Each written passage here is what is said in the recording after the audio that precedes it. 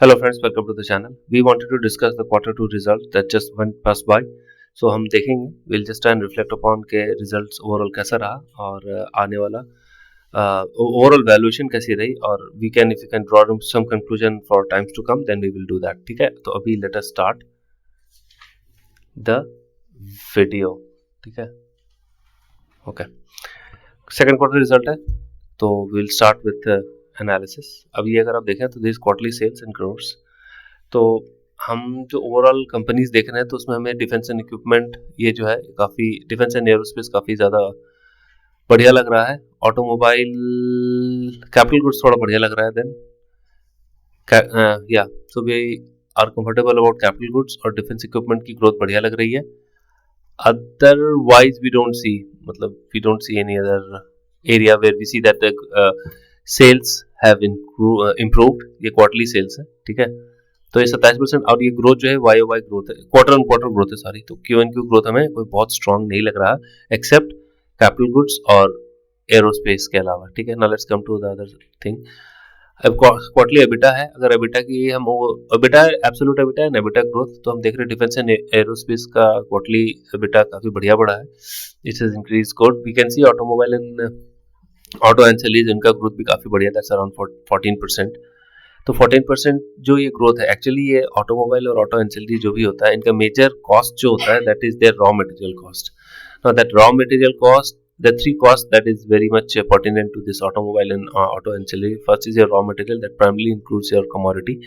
दूसरा होता है their energy cost, ठीक है. तो energy cost जो उनको लगता है, and the third is their employee cost. तो इसमें से मुझे लगता है कि they are very well able to manage their operating expenses, जिसके कारण इनका प्रॉफिटेबिलिटी बढ़िया बढ़िया. Why do I say that? क्योंकि अगर आप देखें तो इनके सेल्स 5% ही बढ़े हैं Q N Q, but overall profitability has increase 14%, ठीक है. इसके अलावा हमें डिफेंस एंड एरोस्पेस में थोड़ा ठीक लग रहा है, दैट इज 63% ग्रोथ की बात कर रहा हूँ. Otherwise there is nothing much, there is nothing much. IT 8% लग रहा है, ऑयल एंड गैस 8% लग रहा है, but there is nothing much. Double digit पे हमें कोई और क्वार्टरली ग्रोथ देखने को नहीं मिल रही है, ठीक है. Let's come to the quarterly profit की अगर बात करें तो ऑटोमोबाइल एंसिलरीज डिसेंट इनफ 9% का ग्रोथ है. Arrows defence and aerospace is again 41%, that is good. Infrastructure 98% जो दिख रहा है आपको, देयर इज सम स्क्यूडनेस. इसमें क्या है कि एक अदानी एंटरप्राइज का जो क्वार्टरली प्रॉफिट आया अराउंड 200% के आसपास आया because of some external items and things like that. उसके कारण इसने पूरा ओवरऑल एवरेज को इन्फ्लेट कर दिया है. नहीं तो अगर हम अदानी एंटरप्राइज को अगर हम हटा दें तो ग्रोथ इज अराउंड 7-8%, 6 to 7%. तो it is also not looking pretty promising ex Adani enterprise. Remaining we don't see anything else which is very much promising, क्योंकि उसके अलावा सब 5% या नेगेटिव ही लग रहा है. For example metals and mining 13% इनका क्वार्टरली प्रॉफिट डिक्लाइन किया है ओवरऑल सेक्टर का. Pharmaceutical on the other hand looks good, 12% का इनका क्वार्टरली प्रॉफिट बढ़ा है. तो देखिए फार्मा के साथ दो तीन बात क्या है कि they depend on lot of patents, और इनका around 50% of the pharma or more than that, even 50% से ज़्यादा भी हो सकता है कि pharmaceutical companies are heavily dependent on US sales, ठीक है. There are companies who are operating in India, but उनको पेटेंट लाइसेंस मिलने के कारण, कोई नई ड्रग डिस्कवरी होने के कारण, तो ये काफ़ी साइक्लिकल होता है. जब इनका कुछ डिस्कवरी होती है या फिर कोई लाइसेंस मिलता है फॉर सम ड्रग और इन सम रीजन, तो इनका प्रॉफिट इन्फ्लेट रहता है. I just want to highlight this, not that I am trying to say anything about the overall industry, but this industry looks pretty promising right now. इसके growth काफ़ी, क्योंकि इसमें R&D is the major expense, research and development is the major expenses. तो pharmaceutical looks good, decent 12% का growth है. Otherwise we don't see anything promising here. अगर हम YOY sales and EBITDA की बात करें तो मतलब this quarter versus last year same quarter, ठीक है. तो ये उसका मतलब है. ऑयल एंड गैस में 133% जो आपको दिख रहा है.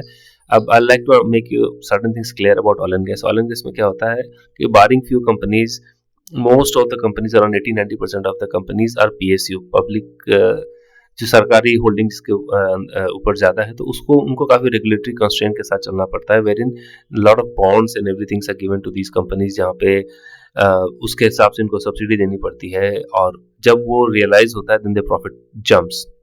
दो with past some years that trend has absolutely declined big time, but that is very much cyclical in nature. लेकिन हम ये कह सकते हैं कि YOY इनका ग्रोथ बढ़िया रहा है. अब इनके साथ प्रॉब्लम ये है ना कि अगर ये ऑयल एंड गैस में जो भी कंपनी का प्रॉफिटेबिलिटी होती है तो उसका एक अच्छा खासा हिस्सा गवर्नमेंट को एज ए डिविडेंड देना पड़ता है. तो doesn't matter how good a profitability looks, but because of this constant where they have to give part away with lot I mean a big amount of their profit goes to their government in terms of dividend, क्योंकि government की भी holding majorly उनकी ही है.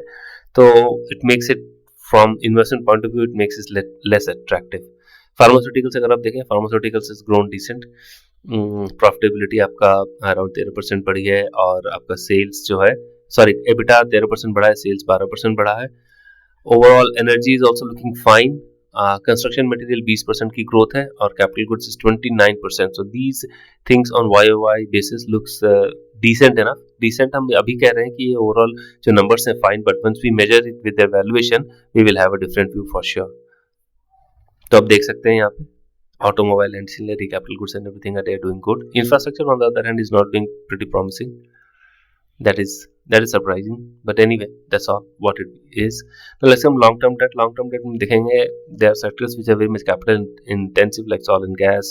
उनको काफी ज्यादा discovery करनी होती है, रिस्क लगता है, a lot of things that goes in oil and gas industry. Infrastructure is a heavy capital intensive, तो उनका debt level ज्यादा है. Energy surprisingly is very high debt. देखिए मतलब energy like capital like infrastructure is also very capital intensive. उनको काफी ज्यादा पहले जैसे for example they have to set up a wind turbine field or any other such kind of things, तो उसमें energy की डेट काफी ज्यादा लगता है और उनका कैपिटल जनरेशन का जो जेस्टेशन है ना वो रफली 1 से 2 साल होता है, जहाँ पे जाके उनका जो भी इन्होंने कैपेक्स किया है उसका रेवेन्यू और प्रॉफिटेबिलिटी 1 से 2 साल बाद आती है, because it is overall gestation of those fields and of those equipments and facility does take around 1 to 2 years time. अभी डेट्स 86,000 ओवरऑल सेक्टर में अगर हम देखें तो ऑयल एंड गैस में सबसे ज्यादा लॉन्ग टर्म डेट दिख रहा है, जहाँ पे 1,08,024 करोड़ है. उसके अलावा उसके बाद हमें इंफ्रास्ट्रक्चर के पास डेट देखने को मिलता है, debt is around 61,600 and energy is again at second number 86,714 crores. So these are like long term debt outlook for not outlook, I mean as in date what they have reported in Q2, उसका ये position हमें देखने को मिलता है. Now let's come to the overall valuation. किसी भी sector valuation को अगर हम NBFC और ऑयल एंड गैस छोड़ दें तो कोई भी ज्यादा सेक्टर जैसा नहीं है which appears pretty interesting. FMCG is trading at 60 times price to equity. Capital goods is 84 times. My boy. So ये मतलब इन्वेस्टमेंट वाइज अगर हम देखें फार्मास्यूटिकल्स हमें अच्छा लग रहा था, पर 42 टाइम्स इनका PE वैल्यूएशन है. So this appears to be pretty high. Overall valuation जो ये आपको दिख रहा है ना, that doesn't look pretty much investable. So at least in this group of companies जो निफ्टी के 70-80-100 कंपनीज हैं उनमें कोई इन्वेस्टेबल ऐसे इन्वेस्टिंग नहीं दिख रहा. उनकी प्रॉफिटेबिलिटी अगर 20% भी ग्रो करती है तो I mean I don't find any reason why should these companies, though they are good, but why should somebody go ahead and invest? Rather somebody should try and look for some good quality mid cap or small cap companies. But that is how it is. हम index या फिर top 100 company से ही overall market को major करते हैं, तो अभी देखने के लिए तो अभी इन्वेस्टमेंट पॉइंट ऑफ व्यू से doesn't look pretty attractive, rather it looks risky. Chances of it might going down is far more than earning reward. देखिए दो चीज होनी चाहिए, तो वैल्यूएशन गिरे या फिर प्रॉफिटेबिलिटी बहुत ज्यादा बढ़े, सेल्स काफी ज्यादा बढ़े, बेटा काफी ज्यादा बढ़े, तभी जाकर के this valuations can be justified. But otherwise at this level it is difficult to find any value in this top 100 companies. अगर हम एफआईज और की होल्डिंग की बात करें तो ओवरऑल एफआईज जो है ना, अब बारिंग डिफेंस एंड एरोस्पेस में कोई खास इंप्रूवमेंट हुआ नहीं है. ठीक है, ये है आपका quarter and quarter and YOY. तो अगर आप एफआईएस की होल्डिंग देखें तो कंस्ट्रक्शन मटेरियल्स में गिरा है, एफएमसीजी में उनकी होल्डिंग -3.2 है. कोई बहुत ज़्यादा इंक्रीमेंटल इंक्रीज हमें देखने को कहीं भी नहीं मिल रहा है, बहुत ज़्यादा कोई चेंज भी नहीं मिल रहा है. पर हाँ केमिकल्स में थोड़ा कम हुआ है, मतलब पहले उनका जो YOY चेंज था और क्वार्टर चेंज था -1.7 से -1.2 हो गया है. So that is fine. पर अभी भी इनकी जो होल्डिंग है वो गिरती ही दिख रही है, एफआईएस की holding quarter on quarter and FIY basis. ठीक है, so that's all from my side. Hope you would have liked it. We will try and publish more of such kind of analytical video where an insight into market and overall valuation पे थोड़ा ध्यान रहेगा, and I hope this you would have liked it and it would have been of some help to you. Thanks everyone for watching. See you tomorrow. Thank you. Bye.